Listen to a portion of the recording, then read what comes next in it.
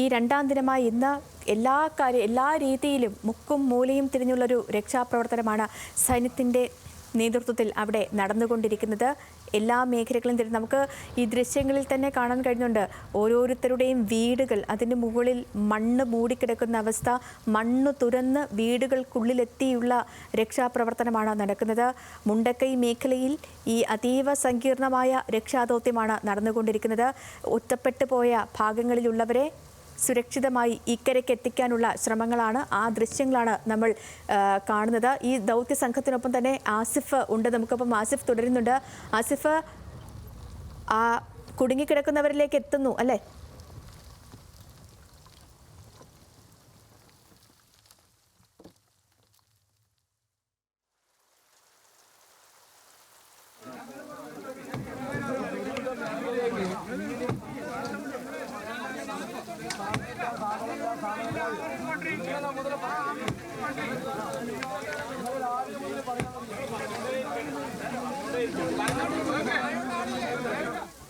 കണ്ടെത്തി ഇപ്പോൾ സുരക്ഷിതമായി പുഴ കടത്തുകയാണ്, അതിനുള്ള നടപടികൾ സ്വീകരിച്ചുകൊണ്ടിരിക്കുകയാണ്.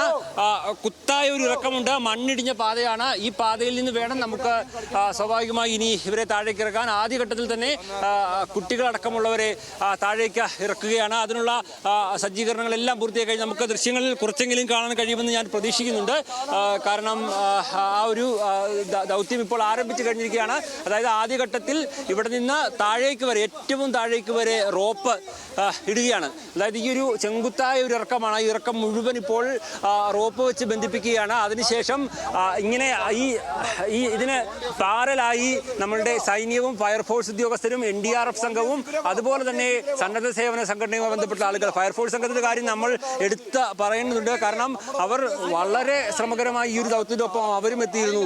മറ്റൊരു വഴി തെളിച്ച് ഈ ഒരു സംഘത്തെ എത്തിയതിന് ഉടൻ തന്നെ അവരും ആ ഒരു സ്ഥലത്തേക്ക് എത്തിയിരുന്നു. അങ്ങനെ നമുക്ക് ആ റെസ്ക്യൂ ഓപ്പറേഷൻ അവർ നടത്തിയ ആ ഒരു അതിജീവനം നമ്മൾക്ക് ഒരു പക്ഷേ അത് നമ്മുടെ ദൃശ്യങ്ങളിൽ കൊടുക്കാൻ കഴിഞ്ഞിട്ടുണ്ടാവില്ല. കാരണം നമ്മളുണ്ടായിരുന്നത് സൈന്യത്തിന്റെ സംഘത്തിനൊപ്പമാണ്. പക്ഷെ അതോടൊപ്പം തന്നെ ഈ ഫയർഫോഴ്സ് സംഘം അവിടെ മറ്റൊരു വഴി തെളിച്ചുകൊണ്ട് അവരും എത്തിയിരുന്നു. പിന്നീട് സൈന്യമൊരുക്കിയ പാലത്തിൽ കൂടി അടക്കം അവർക്ക് ബർഗറിയിലേക്ക് എത്താൻ കഴിഞ്ഞ് അവരും ആ ദൗത്യത്തിന്റെ ഭാഗമായി. അങ്ങനെ നമ്മളുടെ സൈന്യവും ഫയർഫോഴ്സും അടക്കമുള്ള എല്ലാ ഡിപ്പാർട്ട്മെന്റുകളും ഒരുമിച്ചുകൊണ്ടാണ് ഇപ്പോൾ ഈ ഒരു കുട്ടിയെ അടക്കമുള്ള സംഘത്തെ താഴേക്ക് എത്തിക്കാൻ പോകുന്നത്. മറുകരയിൽ സന്നദ്ധ സേവകർ തയ്യാറായി നിൽപ്പുണ്ട്. അപ്പുറത്തേക്ക് എത്തിച്ചു കഴിഞ്ഞാൽ നമ്മുടെ പ്രിയപ്പെട്ടവരെ സുരക്ഷിതമായി നമുക്ക് മറുകരയിൽ എത്തിച്ചാൽ അവരെ മാറ്റേണ്ടതുണ്ട്. അതിനാവശ്യമായുള്ള സജ്ജീകരണങ്ങളുമായി വലിയൊരു കൂട്ടം ആളുകൾ അപ്പുറത്തും തയ്യാറായി നിൽക്കുന്നുണ്ട്. അങ്ങനെ എല്ലാ തരത്തിലും യോജിച്ചുകൊണ്ടുള്ള ഒരു ഓപ്പറേഷൻ, അതാണ് നമ്മളിപ്പോൾ ഇവിടെ കണ്ടുകൊണ്ടിരിക്കുന്നത്. ഇപ്പോൾ ഈ ഇറക്കുന്ന ഭാഗത്ത് നമ്മളുടെ ഫയർഫോഴ്സ് ഉദ്യോഗസ്ഥരടക്കം എത്തിയിട്ടുണ്ട്. അവരും സൈനികരൊപ്പം ചേർന്നുകൊണ്ട് അവരും ഈ ഒരു ഓപ്പറേഷന്റെ ഭാഗമാകുകയാണ്. ഒരു റിസ്ക്കുമില്ലാതെ മുഴുവൻ ആളുകളെയും താഴേക്ക് എത്തിക്കുകയാണ് അവർ ശ്രമം. അതിന് ഇവർ പൂർണ്ണമായും റിസ്ക് എടുക്കുകയാണ്. കാരണം ഏതെങ്കിലും തരത്തിൽ ഇറങ്ങിപ്പോകുന്ന വഴികളിൽ പ്രശ്നമുണ്ടോ എന്ന് അവർ ആദ്യം പരിശോധിച്ചുകൊണ്ടിരിക്കുന്നു. നമ്മൾ കയറിപ്പോയ വഴിക്കിപ്പുറത്തേക്ക് കുറച്ചുകൂടി സുഖകരമായ ഒരു വഴി അവർ ഇപ്പോൾ ഒരുക്കിയിട്ടുണ്ട് എന്നുള്ളതാണ് ഏറ്റവും പ്രധാനപ്പെട്ടത്. പക്ഷേ പുഴ മുറിച്ച് കടക്കുന്ന ഭാഗത്ത് ഉള്ള പ്രയാസങ്ങളുണ്ട്. ആ പ്രയാസങ്ങളെ അതിജീവിച്ചുകൊണ്ട് അവരെ കടത്താൻ വലിയ ഒരു സജ്ജമായ ആളുകൾ ഇവിടെ തയ്യാറായി നിൽക്കുകയാണ്. ഏതായാലും ആദ്യ ഘട്ടത്തിൽ ഒരു പിതാവും മകനും ഇപ്പോൾ ഈ ഒരു ചെങ്കുത്തായ മല ഇറങ്ങിക്കൊണ്ട് ഇരിക്കുകയാണ്. ഇടിഞ്ഞു കിടക്കുന്ന പ്രദേശമാണ്. അവിടെ ഇപ്പോൾ ഇറങ്ങിക്കൊണ്ട് ഇരിക്കുകയാണ്. കൈകോർത്തുകൊണ്ട് അവരുടെ ഓരോ ചുവടിലും കൈകോർത്തുകൊണ്ട് നമ്മളുടെ സൈന്യമുണ്ട്, നമ്മളുടെ ഫയർഫോഴ്സ് ജീവനക്കാരുണ്ട്, സന്നദ്ധ സേവന സംഘടനയുമായി ബന്ധപ്പെട്ട ആളുകളുണ്ട്. ഫയർഫോഴ്സ് ഉദ്യോഗസ്ഥർ മുമ്പിൽ നിന്നുകൊണ്ട് തന്നെ ഈ ഒരു ദൗത്യത്തെ നയിക്കുന്നുണ്ട്. ഒരു തരത്തിലും ഇറങ്ങിപ്പോകുന്ന ആളുകളെ അവർ ചേർത്ത് പിടിച്ചുകൊണ്ടാണ്, ആ കുട്ടിയെ അടക്കമുള്ളവരെ ചേർത്ത് പിടിച്ചുകൊണ്ടാണ് ഇപ്പോൾ ഇറക്കിക്കൊണ്ടിരിക്കുന്നത്. അവർക്ക് ഒരു പ്രയാസവുമില്ലാതെ ഇത്ര ചെങ്കുത്തായ പ്രദേശം ഒരു പ്രയാസവുമില്ലാതെ അവർ ഇറങ്ങിക്കൊണ്ടിരിക്കുകയാണ്. ഇപ്പോൾ റോപ്പ്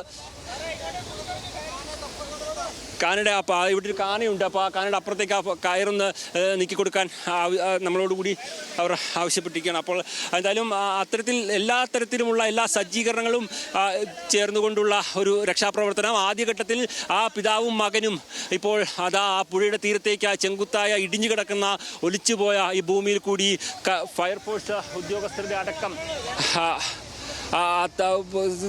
അവരുടെ കൈകൾ കൂടി നമ്മുടെ സൈന്യത്തിൻ്റെയും നമ്മളുടെ ഫയർഫോഴ്സ് ഉദ്യോഗസ്ഥരുടെയും കൈകൾ കൂടി അവർ സുരക്ഷിതമായ പുഴയുടെ തീരത്തേക്ക് എത്തുകയാണ്. അതിൻ്റെ ദൃശ്യങ്ങളാണ് നമുക്ക് കാണാൻ കഴിയുന്നത്. ഇനി അവർക്ക് പുഴ മുറിച്ചു കിടക്കാൻ അവിടെ ഒരു വലിയൊരു സംവിധാനം താഴത്ത് ഒരുക്കിക്കൊണ്ട് ഇരിക്കുകയാണ്. അവർക്ക് ഇനി നിലനിൽക്കാൻ ആവശ്യമായുള്ള കുറഞ്ഞ സംവിധാനങ്ങൾ മാത്രമാണ് അവർ ബാഗുകളിലും മറ്റും എടുത്തിട്ടുള്ളത്. കവറുകളിൽ അവരുടെ വസ്ത്രങ്ങളും മറ്റും അവർ എടുത്തിട്ടുണ്ട്. കൈക്കുഞ്ഞുമായി ഇപ്പോൾ സൈനികർ ഇറങ്ങി വരുന്നു. അപ്പോൾ അരുണേ, ക്യാമറ തിരിച്ചാൽ നമുക്ക് കൈക്കുഞ്ഞുമായി സൈനികർ കുട്ടികളെ ആദ്യം താഴേക്ക് എത്തിക്കാനുള്ള നീക്കം. കാരണം മാതാപിതാക്കൾക്ക് അവർക്ക് ഇറങ്ങിപ്പോകാൻ തന്നെ വലിയ പ്രയാസം.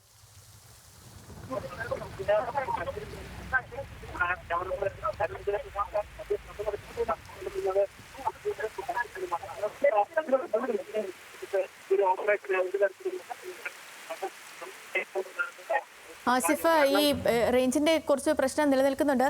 ഈ ഏറ്റവും ദുഷ്കരമായ രക്ഷാപ്രവർത്തനമാണ് ഇപ്പോൾ മുണ്ടക്കൈ മേഖലയിൽ നടന്നുകൊണ്ടിരിക്കുന്നത്. കൈക്കുഞ്ഞുങ്ങളെ അടക്കം ഈ ഒറ്റപ്പെട്ടു പോയവരെ പൂർണ്ണമായും താഴേക്കെത്തിക്കാനുള്ള ശ്രമമാണ് ഈ നടന്നുകൊണ്ടിരിക്കുന്നത്. ഒരു സംഘത്തെ താഴേക്കെത്തിച്ചു, മറു സംഘത്തെ എത്തിച്ചുകൊണ്ടിരിക്കുകയാണ് സുരക്ഷാ സേന. നമ്മൾ ഈ കാണുന്ന ദൃശ്യങ്ങൾ കാണുമ്പോൾ തന്നെ നമുക്കറിയാം ആ ഭാഗത്തൊക്കെ വീടുകളുണ്ടായിരുന്നു. ആ വീടുകളൊക്കെ ഈ മണ്ണിനടിയിലാണ്.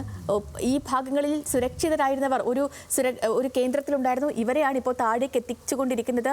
വടം കെട്ടി ചെങ്കുത്തായ പാതയിൽ വടം കെട്ടി കൈക്കുഞ്ഞുങ്ങളെ അടക്കം സൈന്യം നെഞ്ചോട് ചേർത്ത് താഴേക്കിറക്കുന്ന ആ ദൃശ്യങ്ങളാണ് നമ്മൾ കാണുന്നത്. ഈ സുരക്ഷാ സംഘത്തിനൊപ്പമാണ് ആസിഫും ഉള്ളത്. ഇത്രയും വലിയൊരു രക്ഷാ ദൗത്യമാണ് അവിടെ നടന്നുകൊണ്ടിരിക്കുന്നത്. ഈ മുണ്ടക്കൈ, അട്ടമല മേഖലകളിലൊക്കെ ഇതിൻ്റെ കാര്യം പറയുമ്പോൾ ഈ അട്ടമലയിൽ കുടുങ്ങിയ ഇതര സംസ്ഥാന തൊഴിലാളികളെ രക്ഷിച്ചു എന്ന കാര്യവും വരുന്നുണ്ട്. 7 പേരെയാണ് മേപ്പാടി ക്യാമ്പിലേക്ക് എത്തിച്ചത്. അട്ടമലയിൽ കുടുങ്ങിക്കിടുന്ന 7 പേര്. നമ്മൾ ഈ കാണുന്ന ദൃശ്യങ്ങൾ മുണ്ടക്കൈ മേഖലയിലെയും ചൂരൽമല മേഖലയിലേക്കുമൊക്കെയാണ് നമ്മൾ കണ്ടുകൊണ്ടിരിക്കുന്നത്. അട്ടമലയിൽ കുടുങ്ങിപ്പോയ 7 പേരെയും രക്ഷിച്ച് മേപ്പാടി ക്യാമ്പിലേക്ക് എത്തിച്ചിട്ടുണ്ട്. ജീവനുള്ള ആളുകൾ കുടുങ്ങിയിട്ടുണ്ടെങ്കിൽ അവരെ കണ്ടെത്താൻ ട്രെയിനിങ് നൽകിയിട്ടുള്ള മഗി എന്ന നായയും ഇന്ന് ഈ ദൗത്യ സംഘത്തിനൊപ്പം ചേരുന്നുണ്ട്. ഇപ്പോൾ നടന്നുകൊണ്ടിരിക്കുന്നത് ഒറ്റക്കെട്ടായ പ്രവർത്തനമാണെന്ന് ഗോവ ഗവർണർ PS ശ്രീധരൻപിള്ളയുടെ പ്രതികരണവും ഈ മണിക്കൂറിൽ വരുന്നുണ്ട്. എന്താണെങ്കിലും കേരളം ഇന്നുവരെ കണ്ടിട്ടില്ലാത്ത ഒരു ദുരന്തം ആണ് ഉണ്ടായിരിക്കുന്നത്. നമ്മുടെ ഈ കാലഘട്ടത്തിലുണ്ടായ ഏറ്റവും വലിയ ദുരന്തം, അതിലും വലിയ അതീവ ദുഷ്കരമായ ഒരു രക്ഷാപ്രവർത്തനം നടന്നുകൊണ്ടിരിക്കുന്നു. ഫൗസിയയിലേക്ക് പോവുകയാണ്. ഫൗസിയ, ഇപ്പോഴും ചൂരൽമലയിൽ തന്നെയാണെന്ന് ഞാൻ വിചാരിക്കുന്നു. അവിടെ ഇപ്പോഴും കുടുങ്ങിക്കിടക്കുന്ന ആരെങ്കിലും ഉണ്ടോ? അങ്ങനെ കുടുങ്ങിക്കിടക്കുന്നവരെ സുരക്ഷിത മേഖലയിലേക്ക് മാറ്റുന്ന കാര്യങ്ങളിൽ നിന്ന് എന്തെങ്കിലും ഉണ്ടോ അവിടെ?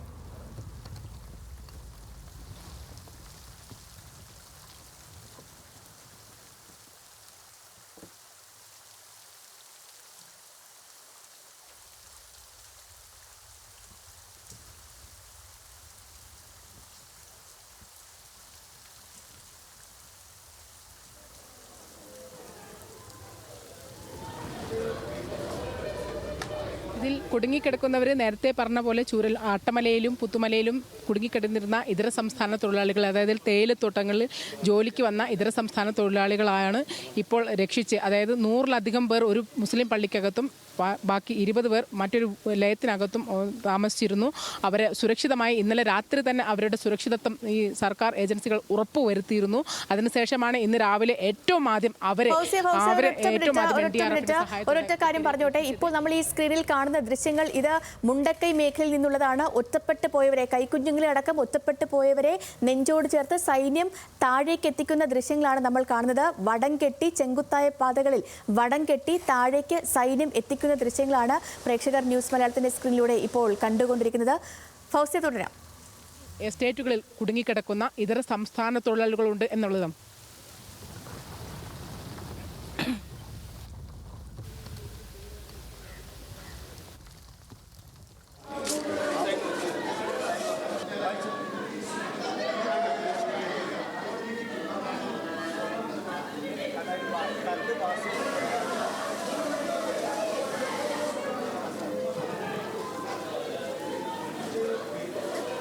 അവരെ ഇപ്പോൾ 7 ആംബുലൻസുകളിലായി 5 ക്യാമ്പുകളിലേക്ക് മാറ്റി കഴിഞ്ഞിരിക്കുന്നു. ഇനി നമുക്ക് ആശങ്ക ഉള്ളത് ഈ വനറാണി, റാണിമല എന്നീ എസ്റ്റേറ്റുകളിൽ കുടുങ്ങിപ്പോയ ഇതര സംസ്ഥാന തൊഴിലാളികളുടെ കാര്യത്തിലാണ്. അതിൽ പഞ്ചായത്ത് പ്രസിഡന്റ് പറയുന്ന കണക്കുകൾ പ്രകാരമാണെങ്കിൽ മിനിഞ്ഞാന്ന് ഓറഞ്ച് അലേർട്ട്, ക്ഷമിക്കണം, മിനിഞ്ഞാന്നല്ല 2 ദിവസം മുമ്പ് ഓറഞ്ച് അലേർട്ട് പ്രഖ്യാപിച്ച ദിവസം തന്നെ 44 പേര് റാണിമലയിൽ നിന്നും അതുപോലെ തന്നെ വനറാണിയിൽ നിന്ന് 65 പേർ താമസിച്ചിരുന്നു. അതിൽ 30 പേരെയും മാറ്റി താമസിപ്പിച്ചിരുന്നു എന്നുള്ളതാണ്. ബാക്കി മറ്റ് 30 പേർ ഞങ്ങൾ ഇവിടെ തന്നെ തുടരുകയാണ്, ഞങ്ങൾക്ക് ഉണ്ടാവില്ല എന്നുള്ള ദൃഢനിശ്ചയത്തോടുകൂടി അവിടെ തുടർന്നു എന്നുള്ളതാണ്. പക്ഷെ അവരെ കുറിച്ച് ഇപ്പോൾ ഒരു വിവരവും ലഭ്യമല്ല എന്നുള്ള ആശങ്ക ഇപ്പോൾ പങ്കുവെക്കുന്നുണ്ട്. നേരത്തെ മന്ത്രി മുഹമ്മദ് റിയാസിനോടും ഈ ആശങ്ക നമ്മൾ ചോദിച്ചിരുന്നു. അദ്ദേഹം അത് പരിശോധിച്ച് വരികയാണ്. എവിടെ കുടുങ്ങിയാലും അവരെ എത്തിക്കും എന്നുള്ള ഉറപ്പ് അദ്ദേഹം നൽകുന്നുണ്ട്. എങ്കിൽ പോലും അവരെ കുറിച്ചുള്ള ഒരു വിവരവും ഈ സമയം വരെ ലഭ്യമായിട്ടില്ല എന്നുള്ളതാണ്. ഇനി രക്ഷാ ദൗത്യം ഏർപ്പെടുന്നത് ഈ കാര്യങ്ങളിൽ കൂടിയായിരിക്കും. അവരെ എവിടെയുണ്ടെന്ന് കണ്ടെത്തണം. പഞ്ചായത്ത് പ്രസിഡന്റ് ബാബു, മേപ്പാടി പഞ്ചായത്ത് പ്രസിഡന്റ് ബാബു നൽകുന്ന വിവരം അനുസരിച്ച് അവർ മല കയറി പോകാനാണ് സാധ്യത. ആ മല കയറി പോയിട്ടുണ്ടെങ്കിൽ അവരെ എങ്ങോട്ട് പോയി എന്നുള്ളത് ഇതുവരെ തീർച്ചയില്ല എന്നുള്ള ഒരു അജ്ഞാത വിവരം എന്ന് തന്നെ നമുക്ക് വിശേഷിപ്പിക്കാവുന്ന ഒരു സംഭവം കൂടിയായിരിക്കും. മാത്രമല്ല അതിൽ ഏറ്റവും വലിയ ആശങ്ക എന്ന് പറയുന്നത് ഈ മല കയറിപ്പോയവരെ കുറിച്ചുള്ള മേൽവിലാസമോ മറ്റു ഫോട്ടോയോ വിവരങ്ങളോ ഒന്നും തന്നെ നമ്മുടെ കൈകളിൽ ലഭ്യമല്ല എന്നുള്ള ഒരു വലിയ ഞെട്ടിക്കുന്ന വസ്തുത കൂടിയുണ്ട്. അതുകൊണ്ട് തന്നെ ഇവരെ തേടി ആരെങ്കിലും വന്നെങ്കിൽ മാത്രമേ, അല്ലെങ്കിൽ അത്തരം വിവരങ്ങൾ ലഭ്യമായാൽ മാത്രമേ ഇനി മറ്റുള്ള വിവരങ്ങൾ കൂടി ലഭ്യമാക്കാൻ പറ്റൂ. അതല്ല രക്ഷാദൗത്യം ഇന്ന് ഇവിടെ ഹാജരായിരിക്കുന്ന കേന്ദ്രത്തിന്റെയും മാത്രമല്ല അതിൽ ഏറ്റവും വലിയ ആശങ്ക എന്ന് പറയുന്നത് ഈ മല കയറിപ്പോയവരെ കുറിച്ചുള്ള മേൽവിലാസമോ മറ്റു ഫോട്ടോയോ വിവരങ്ങളോ ഒന്നും തന്നെ നമ്മുടെ കൈകളിൽ ലഭ്യമല്ല എന്നുള്ള ഒരു വലിയ ഞെട്ടിക്കുന്ന വസ്തുത കൂടിയുണ്ട്. അതുകൊണ്ട് തന്നെ ഇവരെ തേടി ആരെങ്കിലും വന്നെങ്കിൽ മാത്രമേ, അല്ലെങ്കിൽ അത്തരം വിവരങ്ങൾ ലഭ്യമായാൽ മാത്രമേ ഇനി മറ്റുള്ള വിവരങ്ങൾ കൂടി ലഭ്യമാക്കാൻ പറ്റൂ. അതല്ല രക്ഷാദൗത്യം ഇന്ന് ഇവിടെ ഹാജരായിരിക്കുന്ന കേന്ദ്രത്തിൻ്റെയും കേരളത്തിൻ്റെയും രക്ഷാദൗത്യ സേനകൾ അവരെ കണ്ടെത്തും എന്നുള്ള പ്രതീക്ഷയിൽ തന്നെയാണ് കേരള സർക്കാർ. ഓക്കെ ഫൗസിയ, ആസിഫിലേക്ക് പോവുകയാണ്. ആസിഫ്, ഈ അതീവ ദുഷ്കരമായ രക്ഷാദൗത്യം അത് ഞങ്ങൾ ദൃശ്യങ്ങളിൽ കാണുന്നുണ്ട്.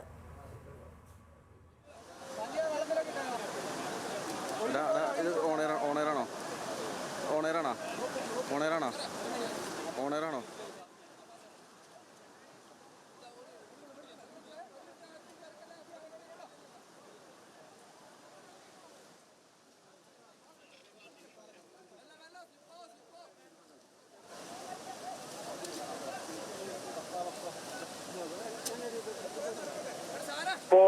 ആ കുട്ടിയെ എടുത്തുകൊണ്ട്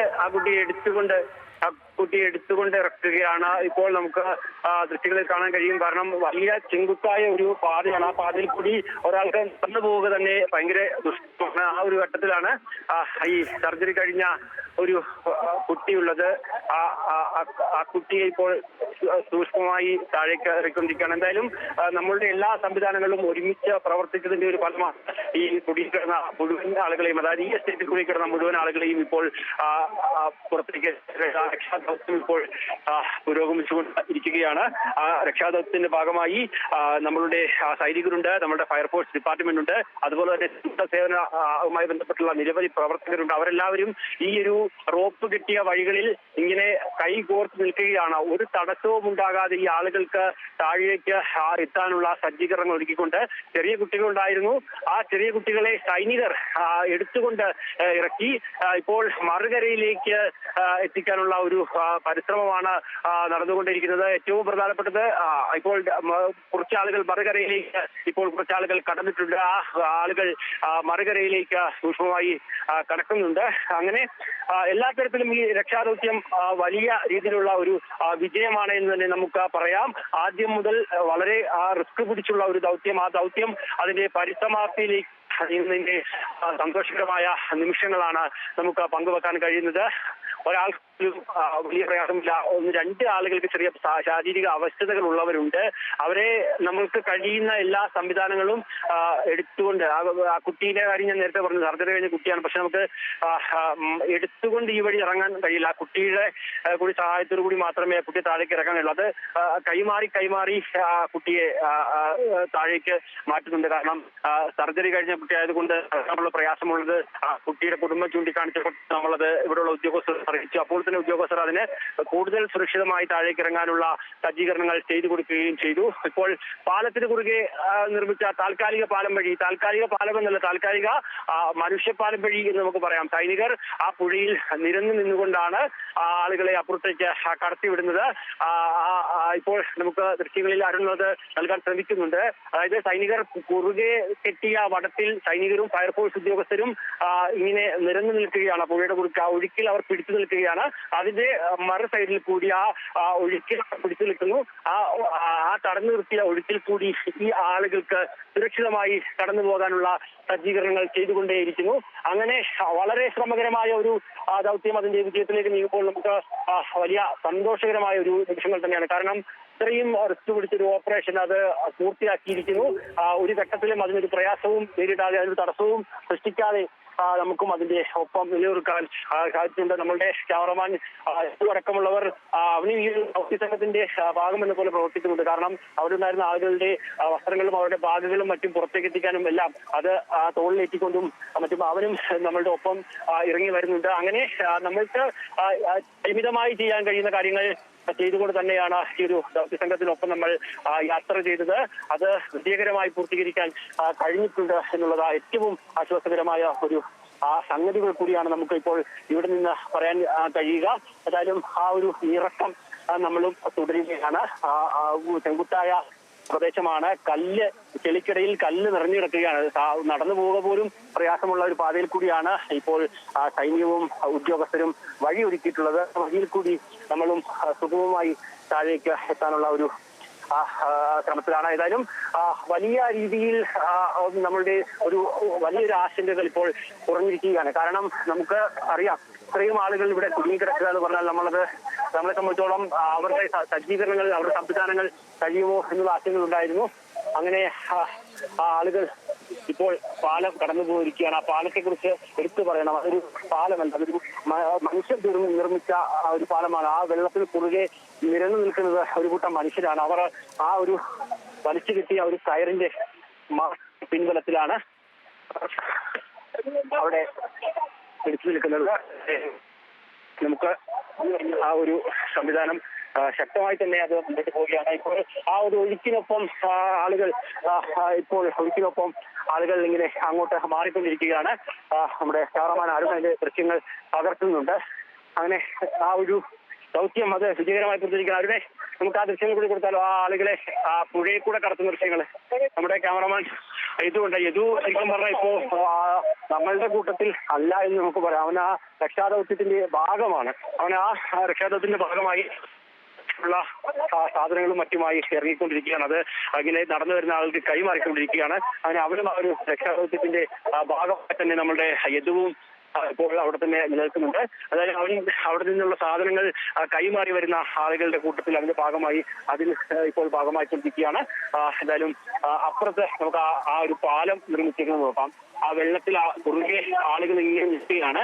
എന്നിട്ട് ആ ഒഴുക്കുള്ള ഭാഗത്തോടുകൂടി ചെറിയ ഒരു സംവിധാനം ഏർപ്പെടുത്തി ആ ഒഴുക്കിനെ അതിജീവിച്ചുകൊണ്ട് ആ ആളുകൾക്ക് പൂർണ്ണമായും കടന്നു പോകാൻ ആവശ്യമായുള്ള സജ്ജീകരണങ്ങൾ ചെയ്തു കൊടുത്തിരിക്കുന്നു.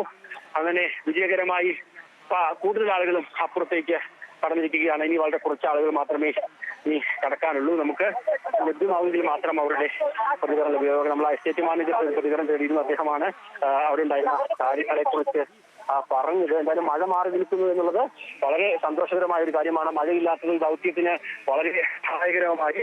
ഈ സമയത്ത് കൂടി മഴ ഉണ്ടായിരുന്നെങ്കിൽ നമ്മൾ വലിയ പ്രതിസന്ധിയിലേക്ക് ഒരു പക്ഷേ പോകുമായിരുന്നു. എന്നാൽ മഴ മാറി നിന്നു എന്നുള്ളത് നമ്മളുടെ രക്ഷാദൗത്യത്തിന് വളരെ സഹായകരമായി. ആ രക്ഷാദൗത്യം അതിന്റെ അവസാന ഘട്ടത്തിലേക്ക് കടന്നിരിക്കുകയാണ്. വിവിധ സന്നദ്ധ സേവന സംഘടനാ പ്രവർത്തകർ ഇവിടെ ഒരു ദൗത്യത്തിന്റെ ഭാഗമായി നിൽക്കുന്നുണ്ട്. നമുക്ക് പലരുടെയും ടീഷർട്ടുകളിൽ അവരുടെ സംഘടനകളുടെ പേരുകൾ കാണാം. ആ സംഘടനകൾ ഈ ദൗത്യഭൂമിയിൽ കഴിഞ്ഞ 2 ദിവസങ്ങളായി മുന്നോട്ട് ക്യാമറമാരും കൂടുതൽ ദൃശ്യങ്ങൾ തരുന്നുണ്ട്. സൈന്യം, ഫയർഫോഴ്സും എല്ലാം ചേർന്നിട്ടുണ്ട്. ഈ ആളുകൾ കരയിലേക്ക് ദൗത്യ സംഘത്തിൽ നമ്മൾ 40ഓളം വരുന്ന സംഘത്തിന്റെ ഭാഗം ഉണ്ടായിരുന്നു. ഫയർഫോഴ്സിന്റെ കൂടുതൽ ജീവനക്കാരായിരുന്നു. വനവകുപ്പിന്റെ ഉദ്യോഗസ്ഥർ അവർക്ക് വഴികാട്ടികളായി മുന്നിലുണ്ടായിരുന്നു. അങ്ങനെ ആദ്യം അതിന്റെ അവസാന ഘട്ടത്തിലേക്ക് കിടക്കുകയാണ്. ഇനി പുഴ കിടക്കുന്ന ദൃശ്യങ്ങളാണ് നമുക്ക് കാണാൻ കഴിയുന്നത്. അതിന്റെ ദൃശ്യങ്ങൾ അരുന്നത് നൽകുന്നുണ്ട്. എത്രത്തോളം ദുഷ്കരമായാണ് അവർ ആ ഒരു മുറിച്ച് കിടക്കുന്നത് എന്നുള്ളത്. അതിന്റെ ഒരു ക്രോസിംഗ് ഷോട്ട് അതിനെ കുറിച്ച് ആളുകൾ കടന്നു റിസ്ക് നോക്കൂ. പക്ഷേ അവർക്ക് പേടിയുണ്ട് മുറിച്ച് കിടക്കുമ്പോൾ. പക്ഷേ ഇപ്പുറത്ത് നിലയുറപ്പിക്കുന്ന മതില് പോലെ നിലയുറപ്പിക്കുന്നത് നമ്മുടെ സൈന്യവും നമ്മുടെ ഫയർഫോഴ്സും നമ്മുടെ സന്നദ്ധ സേവന സംഘടന പ്രവർത്തകരുമാണ്. ഒരു കാരണവശാലും മുറിച്ച് കിടക്കുന്ന സമയത്ത് അവർക്ക് പേടിയുണ്ടെങ്കിൽ പോലും ആ പേടി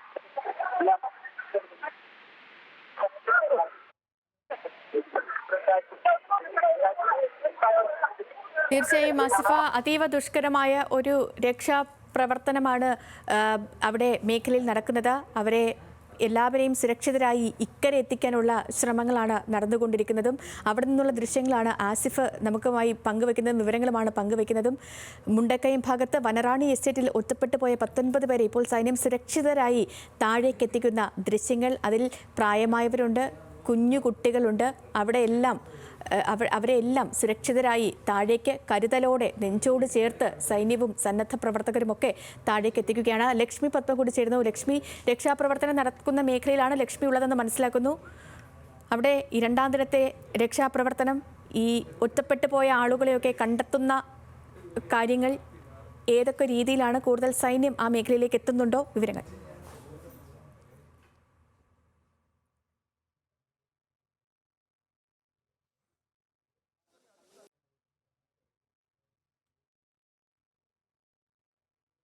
ഉണ്ടാക്കുന്ന സ്ഥലത്ത് നിന്നാണ് ഞാനിപ്പോൾ ഇങ്ങോട്ടേക്ക് എത്തിയിരിക്കുന്നത്. അവിടെ തകൃതിയായി തന്നെ താൽക്കാലിക പാലം നിർമ്മിക്കുന്നതിനുള്ള പ്രവർത്തനങ്ങൾ പുരോഗമിക്കുകയാണ്. മുണ്ടക്കൈ ഭാഗത്തേക്ക് താൽക്കാലിക പാലം നിർമ്മിക്കുകയായിരുന്നു. ഒപ്പം അട്ടമലയിലേക്കും അതുപോലെ തന്നെ സൈന്യം താൽക്കാലിക പാലം നിർമ്മിച്ചു കഴിഞ്ഞു. ഇതിനോടകം തന്നെ അട്ടമലയിൽ നിന്നും തേയിലത്തോട്ട തൊഴിലാളികളെ അടക്കം അവിടെ നിന്നും രക്ഷപ്പെടുത്തിയിട്ടുണ്ട്. ഇങ്ങനെ ഇങ്ങോട്ടേക്ക് എത്തിയിരിക്കുന്നത് അവിടെ തകൃതിയായി തന്നെ താൽക്കാലിക പാലം നിർമ്മിക്കുന്നതിനുള്ള പ്രവർത്തനങ്ങൾ പുരോഗമിക്കുകയാണ്. മുണ്ടക്കൈ ഭാഗത്തേക്ക് താൽക്കാലിക പാലം നിർമ്മിക്കുകയായിരുന്നു. ഒപ്പം മേഖലയാണെന്ന് തിരിച്ചറിയാൻ കഴിയാത്ത വിധത്തിലാണ് അവിടെ വലിയ പാറക്കല്ലുകളൊക്കെ വന്ന് അടിഞ്ഞു കിടക്കുന്നത്. ആ ദൃശ്യങ്ങളിൽ നിന്ന് പ്രേക്ഷകർക്ക് അത് മനസ്സിലാകും. അല്പസമയം മുമ്പ് ഞാൻ ആ ഭാഗത്തായിരുന്നു ഉണ്ടായിരുന്നത്. അവിടെ നിന്നും ഇങ്ങോട്ട് വരികയായിരുന്നു. തീർച്ചയായും വലിയ പാറക്കല്ലുകൾ അടക്കമുള്ള, നമുക്ക് ഒരിക്കലും അവിടെ ഒരു ജനവാസ മേഖലയാണെന്ന് തോന്നുകയില്ല. ചെന്ന് നോക്കുമ്പോഴാണ് അവിടെ സ്കൂളിന്റെ നമ്മൾ പറഞ്ഞ സ്കൂളിന്റെ മുറ്റത്തടക്കം ഇത്തരത്തിൽ വലിയ പാറക്കല്ലുകൾ വന്ന് നദി തന്നെ 2ആയി പിളർന്നൊഴുകുന്ന ഒരു ഭയാനകമായ കാഴ്ചയാണ് അവിടെ ഉള്ളത്. അവിടെ നിന്നാണ് മുണ്ടക്കൈയിലേക്ക് താൽക്കാലിക പാലം നിർമ്മിച്ചുകൊണ്ടുള്ള രക്ഷാമാർഗം ഇപ്പോൾ സൈന്യം ഒരുക്കുന്നത്. അവിടെ നിന്ന് റോപ്പ് വഴിയാണ് മൃതദേഹങ്ങൾ എത്തിക്കുന്നത്. ഇന്ന് രാവിലെയും ജനവാസ മേഖലയാണെന്ന് തോന്നുകയില്ല. ചെന്ന് നോക്കുമ്പോഴാണ് അവിടെ സ്കൂളിന്റെ